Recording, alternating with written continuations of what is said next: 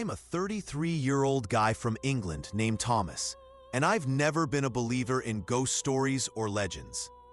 I'm just an ordinary man, a software developer by trade, married for 6 years to Lucy, my wife, who's a nurse. We both cherish nature and quiet places, so when we had the opportunity to take a week's holiday in the southwest of England, in an area famous for its rustic charm and wild landscape, we jumped at it.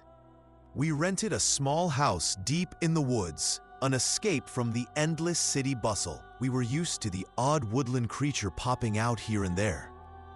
The roads were winding and narrow, and we'd even had a close call with a wild boar a few days before, so this place had a sort of raw, untouched vibe to it that we found peaceful, even thrilling. Our relationship had been strong, but stressful lately. Lucy's work at the hospital during a tough winter was taxing, and I was buried under project deadlines.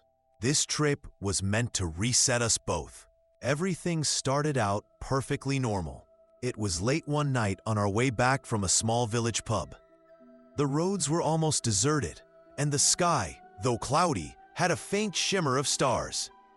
Suddenly, out of the corner of my eye, I saw something dark lying across the road, an animal. Braking sharply, we stopped just before what turned out to be a cat, badly hurt and barely breathing.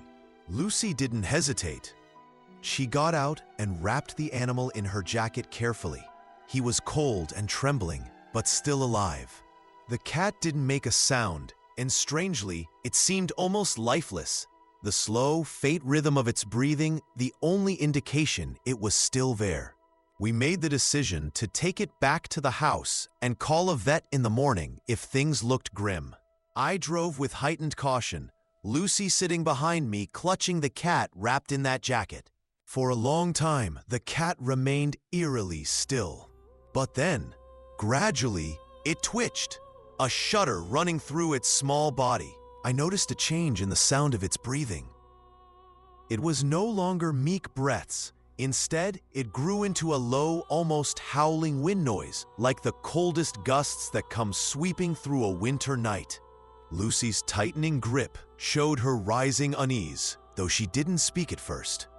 Out the windows, a mist began to settle over the road, thickening and swallowing the headlights' reach.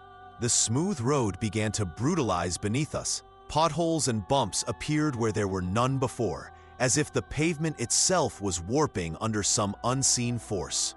It made driving difficult, but I pressed on, eyes darting between the road and the back seat. Suddenly, the cat's body started to grow, almost grotesquely, expanding in size and mass, right there in Lucy's arms. Its sleek feline head twisted, the eyes opening wide to reveal an unnatural glow. Its mouth stretched, teeth shifting into savage, sharp weapons, not like any cat's, but like the maw of a predator from some other nightmare.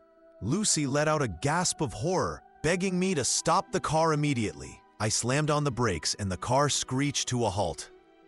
In front of us, illuminated by the still flickering headlights, stood a large creature's outline, half cat, half hound, with a gaze so fierce I felt cold dread grip my blood. It stood staring at us, its powerful frame just visible through the dense fog, before it turned abruptly and disappeared into the whiteness. At the same moment, I glanced back, and the cat was gone. We sat in stunned silence for several moments. Neither Lucy nor I knew what to say, our minds racing to make sense of what had just happened. The next day, after forcing ourselves to carry on normally, we began to research local folklore. We found a curious mention of a creature called a Wisht Hound, a beast said to lurk in misty woods, known to take the form of a large black dog or cat, its presence preceded by an unnatural chill wind.